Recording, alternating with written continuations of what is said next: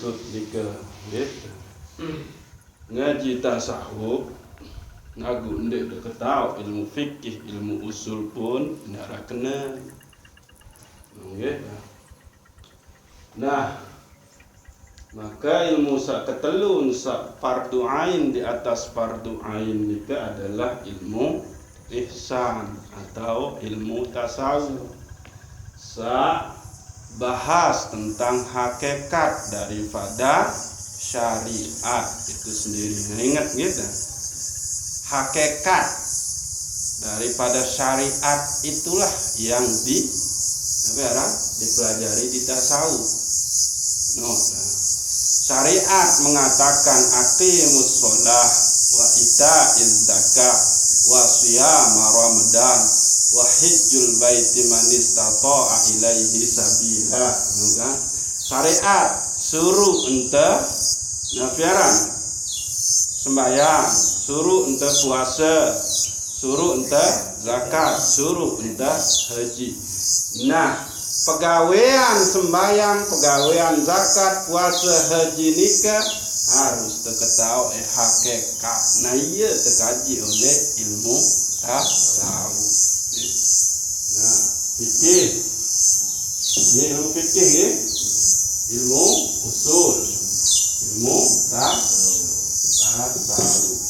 Nah, gitu. Nah, ingat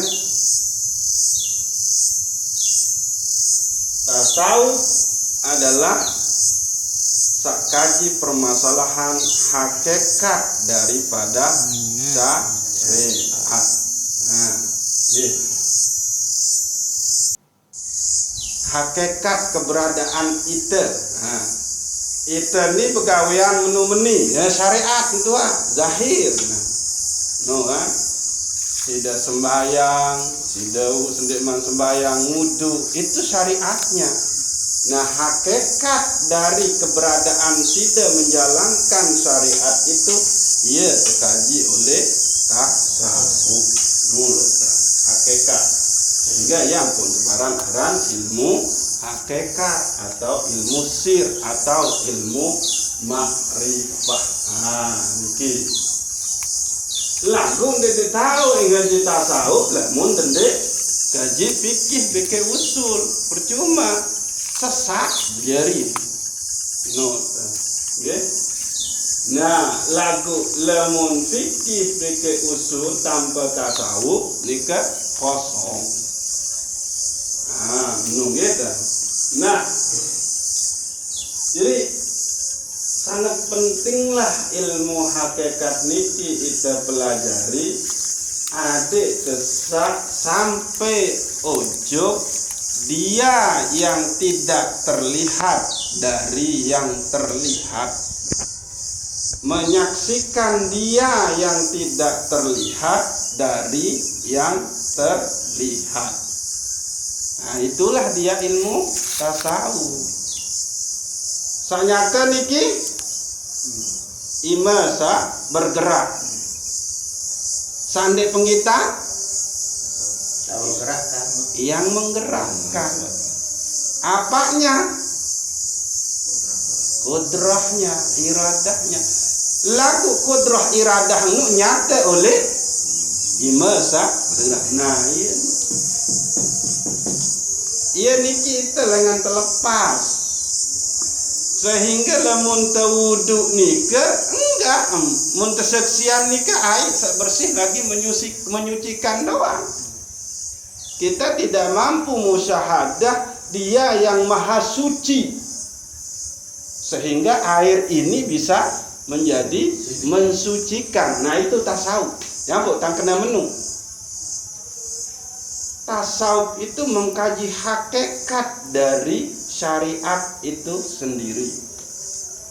Berwudu itu perintah Nabi, perintah syariat. Tapi hakikat dari perintah wudu itu hanya bisa ditemukan di dalam tasawuf. Wudu ini pembahasan fikih. Tapi hakikat wudu Itu menjadi pembahasan tasawuf. Nah, ambil contoh bisa baru jangan cuma melihat air ya sebatas air. Tapi yang harus dilihat adalah dia yang tidak terlihat dari air yang terlihat itu. Apa? Allah yang maha suci. Ciri air malik napi bersih. Luwe ngai kotor. Apa? Ciri air malik menyegarkan. Nah. Terus ciri air malik napi menghidupkan. Nah, coba. Yang terlihat di situ siapa yang maha hidup? Ya Allah. Dari air itulah engkau melihat musyahadah kepada dia yang tidak bisa dilihat. Artinya dia yang tidak berbentuk. Dia yang tidak memiliki rupa. Dia yang tidak menempati ruang dan waktu mara iteni. Tapi dia ada di dalam ruang dan waktu. Menung. Maaf niki, paham niki kan? Nih. Jadi sepele wah tasawuf niki aneh kan? Yaitu ilmu yang mengkaji tentang hakikat dari segala sesuatu. Hakikat dari syariat. Tuh. Akhir selesai ente wudu lampak te ojo sak tahu te sembayang. Jadi dende hanya sebatas melihat ya kaki yang berjalan. Tapi di situ ada kesadaran hakiki bahwa yang menggerakkan saya ini bisa berjalan adalah ada dia. Nah, itu dengan ketentuan-ketentuan, dengan keinginan-keinginannya. Nah, itu dia contoh. Ya sepele ilmu tasawuf nih. Maka orang yang sudah menyadari secara hakiki ada dia yang berperan, ada dia yang mengatur dirinya, ada dia yang menggerakkan dirinya, maka puncak tertinggi dari tasawuf itu adalah sirnanya keakuan diri, keakuan diri. Nah. Jadi contoh sabaru nu. Wah ndek ngai nu ya seger. Tapi emang Allah yang mentajallikan dirinya di dalam air itu. No. Ya keparan aran sirnanya keakuan diri. Tidak lagi kuasanya dia yang melangkah, yang tadong ngabaran ai uduk barun, tapi itu adalah kuasanya Allah. Ayat teparan aran sirnanya keakuan diri, menghilangkan ada peran diri di situ. Tapi diri ini adalah ibarat mayit yang digerakkan oleh yang nabiaran pandi mayit. Namun istilah yang tercontohin telamun oleh ilmu usul, oleh aliran Ahlus Sunnah wal Jamaah Imam Asy'ari gitu. Manusia nu ibarat wayang. Wayang niki berembe-rembe engentan tergantung dari dalam. Yang gerak jungkir balik. Menu. Jadi itu ibarat wayang terserah kudrah iradahnya Allah, dia mau apakan saya, posisi saya hanya ridho dengan itu semua. Nah, itu dia hakikat daripada.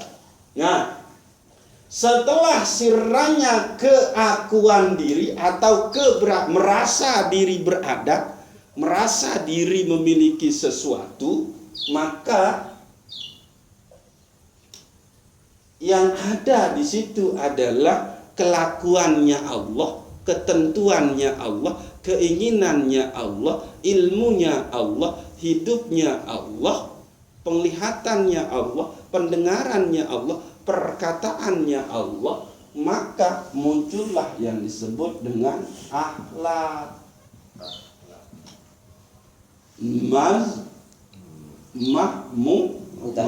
Mudah atau akhlakul karimah. Ini ya buah.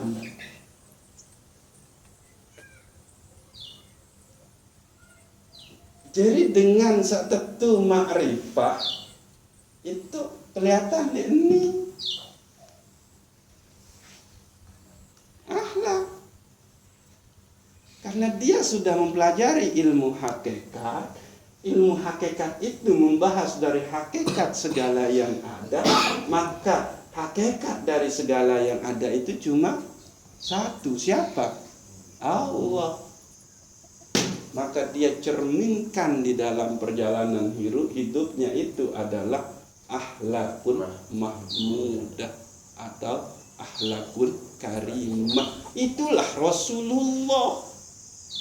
Makanya Rasulullah innama buistu liutammima makarimal akhlak.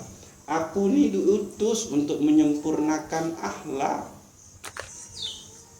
Innaka la'ala khuluqun azim. Muhammad lihat dalam kemunu ngarah akhlak sangat mulia, sangat agung. Apa akhlaknya Rasulullah? Maka Aisyah ditanya, apa akhlaknya Rasulullah? Al-Quran. Nah itu. Nah, jadi, maaf nih kita. Ya ampun tang kena oleh awal. Lemun tua belajar tasawuf, maka kita sudah masuk dengan pegawaian tasawuf. Apa? Cerminkanlah akhlak mahmudah itu. Jadi lemun tercermin di sini nih. Akhlak niki Nabi. Nah niki tingkah laku. Terus apa Malik istilah? Perangai atau tabiat atau apa? Karakter atau sifat. Nih, itu akhlak.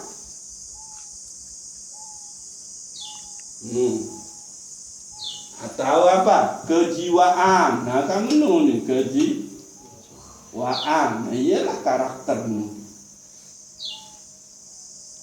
Nah, niki usilah termulai.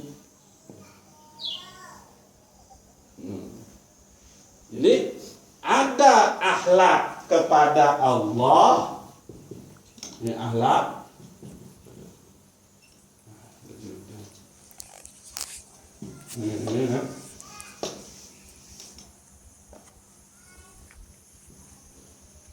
Akhlak kepada Allah. Akhlak kepada manusia. Akhlak kepada lingkungan. Ini telur nih. Apa akhlak kepada Allah?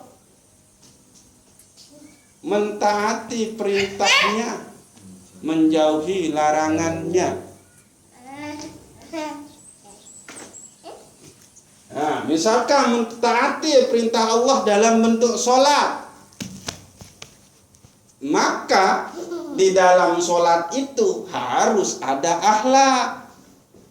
Nabi akhlaknya bersih pakaian, bersih sembahyang, Ende tegawe sa ende ini kan sembahyang, ende terburu-buru. Nah itu akhlak. Kawin pakaian sak rapi bersih. Nah itu bagian dari akhlak. Yang ulang nih, akhlak kepada Allah atau satu aran hablum minallah. Itu adalah mentaati perintah Allah, menjauhi larangan Allah. Kapanpun, baik itu rahasia, baik itu saat sepi, dalam ramai, zahir maupun batin. Nah, ambil contoh mungkin. Jalani akhlak kepada Allah itu sholat. Maka di dalam sholat itu ada akhlak. Apa akhlaknya? Oh, harus bersih. Karena apa? Allah itu maha suci. Oh, harus indah. Kenapa? Karena Allah itu maha jamal.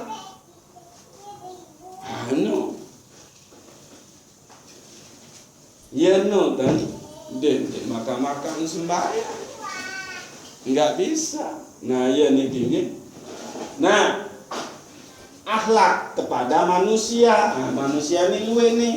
Nah, kan dua jenis kan manusia. Dengan tohak manusia, anak manusia, seninan manusia. Itu punya. Nah, maka di dalam menjalankan akhlak satelu niki jog lingkungan jadi menu itu ngaji tasawuf nu teteh dedoro jog kokoh, apalagi pempes, apalagi tenjaran detua ya dendek malik nu karena lemun dek masih gawe nu batal ngaji tasawuf, merusak lingkungan berarti itu merusak alat beribadah ujug desida Allah. Nah, contoh syarat wudu isi air sebelum bersih lagi mensucikan.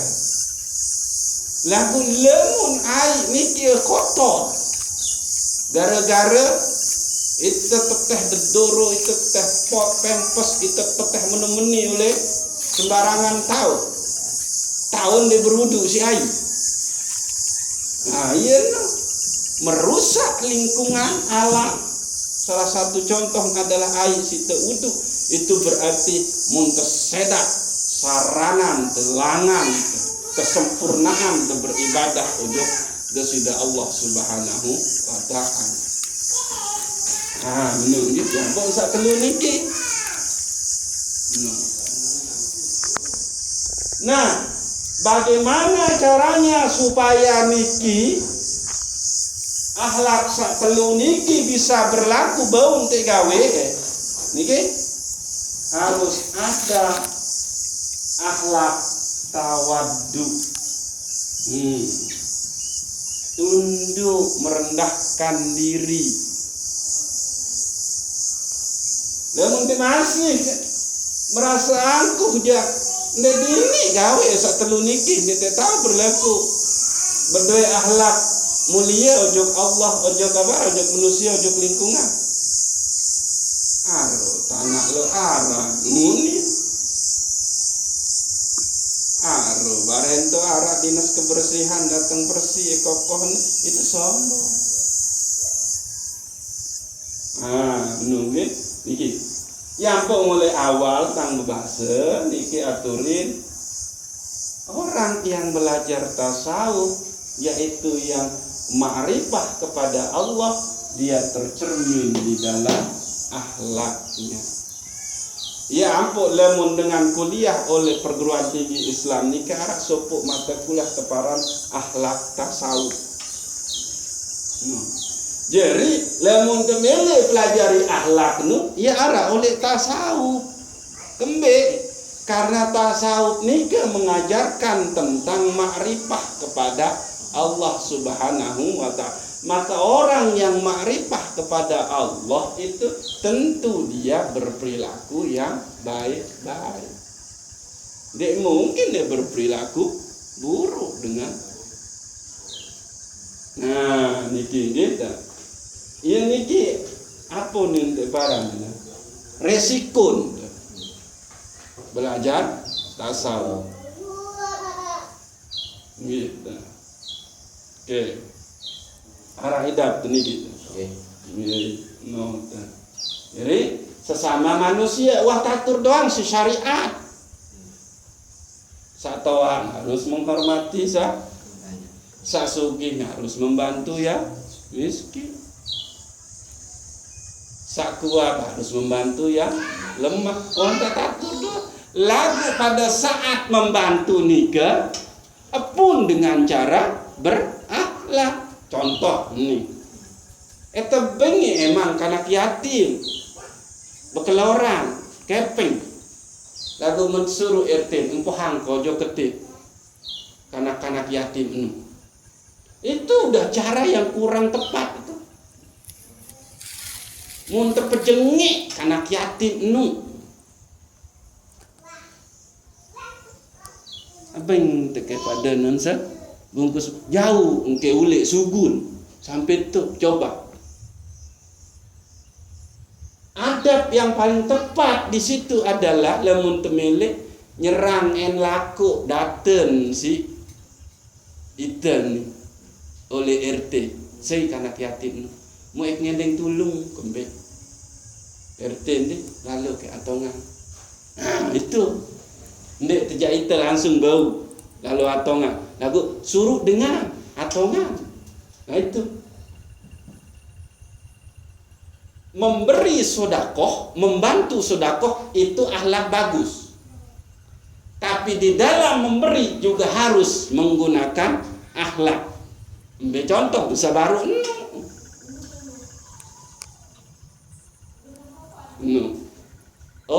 unin terus RT itu. Masjid lalangan terus. Saya merasa jadi kanak yatim, orang tua jompo, bebalu-balu tua. Lama eru datang ojok balen, tua Saidun, ente bagi-bagi sembako. La ilaha illallah. Itu sudah tidak berakhlak cara. Menunggu. Nah, cara yang baik itu tetap memuliakan, menjaga martabat, marwah, status dia. Coba nyesek dengan jadi anak yatim tuh tua, nyesek dengan jadi pebalu, nyesek dengan jadi orang tua jompo. Nah, nikah, jadi resiko tengaji nafiaran tasawuf nikah. Nun tuah mulai mengilmukan maka harus sudah otomatis di situ langsung berbarengan dengan akhlaknya. Betapa banyak betapa luwih itu nih sholat lagu pun tidak berakhlak. Ambil contoh. Kita berdoa terkena assalamualaikum warahmatullahi wabarakatuh. Selaku semeton Islam temun terdoa ya.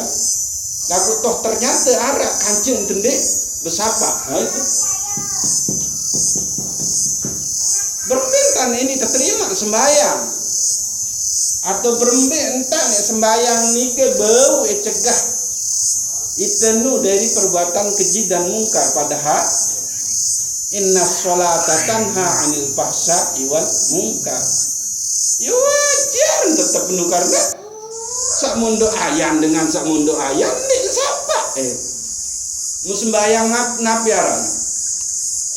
Sembahyang dengan munafik. Nah, niki keparah seorang tasawuf. Nah, gitu. Jadi sila resiko niki harus kita pasang mujahadah untuk mencerminkan ilmu hakikat nikah, mencerminkan hakikat dari syariat itu di dalam perilaku kita, di dalam tabiat kita, di dalam akhlak kita, di dalam karakter kita, di dalam kejiwaan kita. Baru ini kolbu niki menjadi kolbun salim. Ya selama untuk pegawaian terkena, maka sanembus ojok dalam nika kena. Selama pegawaian terburuk, sanembus ojok dalam diri nika adalah buruk. Nuktah hitam akan terus numpuk. Nah ini.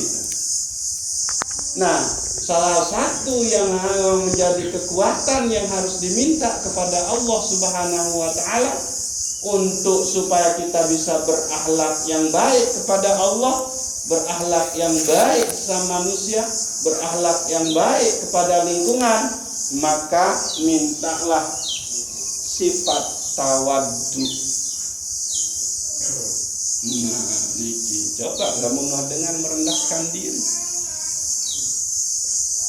Selama niki satya tendek bau meni adalah ojok sesama adalah karena kita merasa memiliki sesuatu.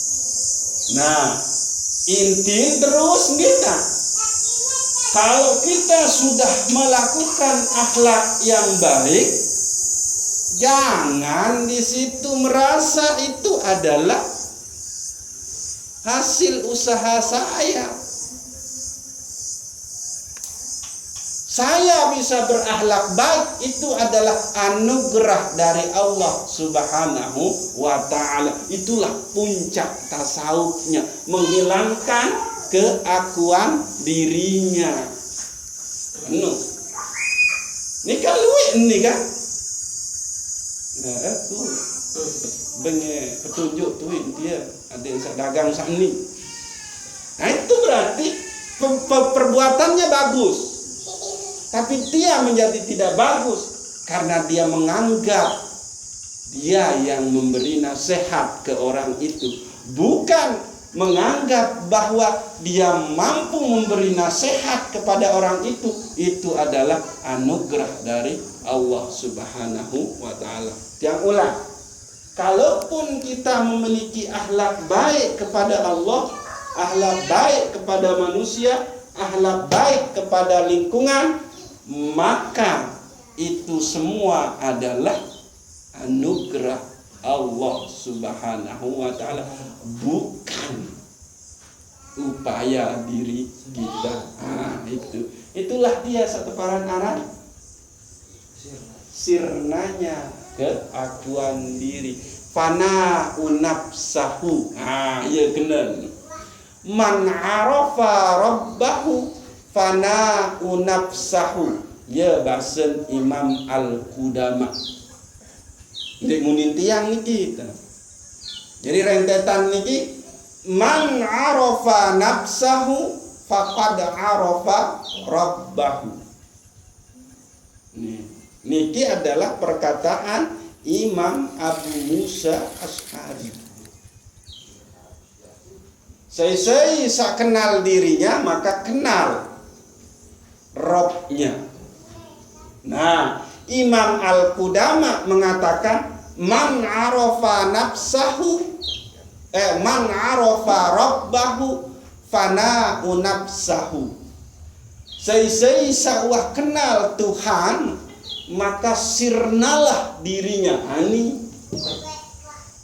tidak lagi dia yang merasa berbuat, tapi dia bisa berbuat itu lantaran Allah Subhanahu wa ta'ala. Nah, itu dia puncak tertinggi dari akhlak orang yang berakhlak. Apa? Meniadakan kebaikan-kebaikan yang ia lakukan.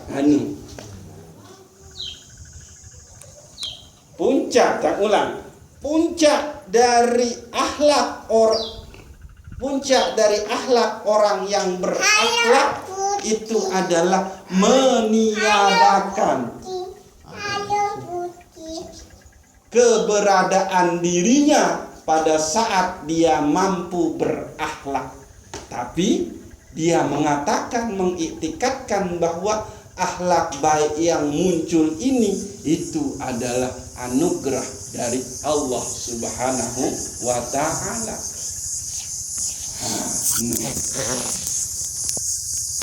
Dia niki risiko kita. Arah idape anu niki para. Jadi ini pelanggengin dosa dengan cara tidak memaafkan orang, benci berlama-lama kok. Padahal aku yang mau mau kepen endi meri ojok dengan enu. Mau kemuliaan endi. Ente parang baju. Endi engkau. Yang ada malah terkikis semua kebaikan-kebaikan yang ia lakukan. Nah, di sana tempatnya di ember itu, di dalam itu.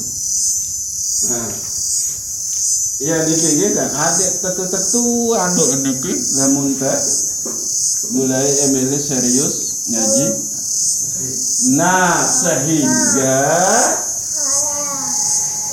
terjejali di tejulu isi ilmu tasawuf searah dengan para kibarul auliya. Ia terpelajari dulu ajaran-ajaran tasawuf para kibarul auliya, para pembesar wali itu. Iya nikah.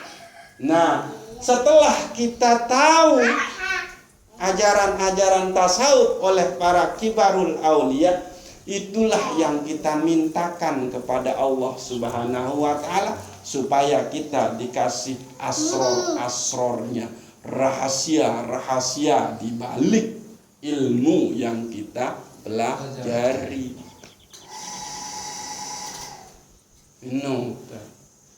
Selama ini kita cuma meminta, ya Allah berikan hamba pemahaman tentang ilmu ini. Tapi kita tidak pernah meminta rahasia dari pemahaman kita tentang ilmu itu. Nah, kembali ya karena emang dia tak tahu.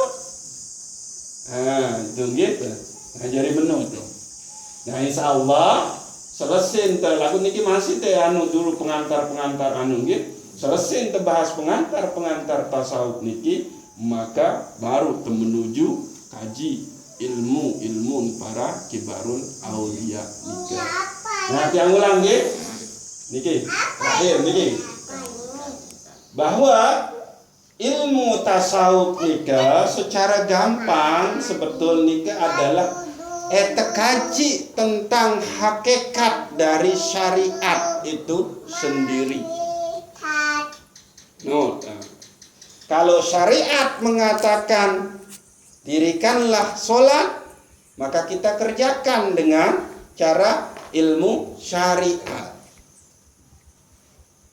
Tapi tasawuf memberikan kita kelebihan, yaitu sampai kepada hakikat daripada sholat yang kita jalankan sebagai perintah syariat itu sendiri. Apa hakikatnya? Inti utama dari sholat apa dah? Inti utama dari sholat nikah yang disembah dan yang menyembah. Ia inti sembahyang nota. Ia intin oleh zakat nu, ia intin oleh sedekah, ia intin oleh sapu pegawaian manusia nu. Allah intin. Maka tasawuf memberikan kita jalan untuk mengenal Dia yang kita sembah di dalam sholat kita. Baru kita bisa sampai kepada hakikat sholat itu sendiri. Nah, gitu. Jadi maka kalau orang sudah nembus kepada hakikat daripada syariat itu, maka yang ada di dalam dirinya itu adalah fana'u nafsahu, sirnanya keberadaan dirinya. Mata ini tidak lagi dia anggap itu adalah miliknya atau penglihatannya. Ini juga pada saat dia baca doa wudu pun sirna. Nah, itu, okay? Maka setelah itu yang muncul adalah akhlakul mahmudah. Nah, gitu. Apa itu akhlak? Akhlak itu adalah tingkah laku, perangai, atau tabiat, atau karakter, atau sifat, atau kejiwaan. Maka ada 3 akhlak yang harus kita jalani, yaitu ada akhlak kepada Allah, ada akhlak kepada sesama manusia, ada akhlak kepada lingkungan. Nah, supaya kita bisa berakhlak kepada yang 3 ini dengan akhlak yang baik, maka salah satu caranya, dan itu yang diajarkan di dalam tasawuf, adalah harus muncul sifat tawaddu, rendah diri, merendahkan diri di hadapan Allah Subhanahu wa ta'ala. Enggak bisa, ini masih dibungkus. Merendahkan diri sesama manusia, selalu nemparan dengan lebih mulia.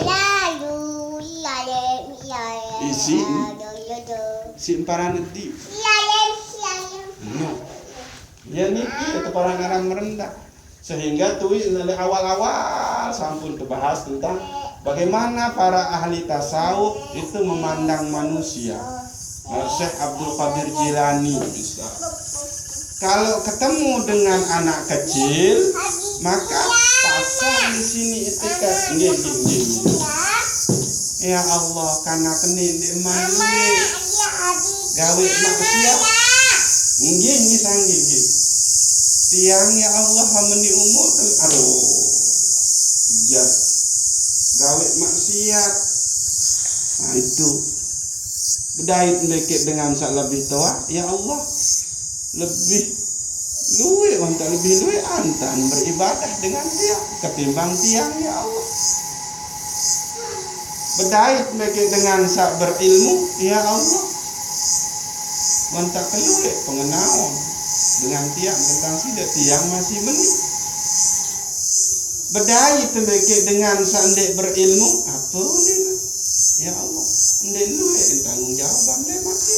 Mau tiang tebung-tebeng tasu arah pengetahuan lagu dia mang kena antan begawe bedait mbeke tukang maksiat, ya Allah ndek ketawa dalam keadaan napi sida jemput dia sida jemput dia, bisa saja sida jemput dia dalam keadaan bertaubat, maka dia yang sama engkau jemput dia. Tentu masih saat ini masih jalani perintah ada sembahyang puasa menunggu. Namun dia kan tahu tahu dijemput dalam keadaan. Nah itu selalu menempatkan diri paling jelek, paling hina, paling rendah. Itulah ciri orang bertasawuf.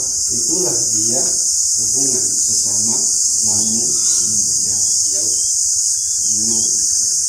Jadi ini kalau mukmin ini kunci. Jadi sila temulai namun dakwah tapi orang belajar tasawuf, maka sudah otomatis akhlak itu harus sudah muncul. Nggih, ya wantang kita. Mudah-mudahan Allah Subhanahu wa taala senantiasa membimbing, merahmati, memberikan hidayah, taufik, inayahnya kepada kita semua sehingga kita betul-betul menjadi hamba Allah yang bertakwa. Al-Fatihah. Alhamdulillah rabbil alamin. Iya benar.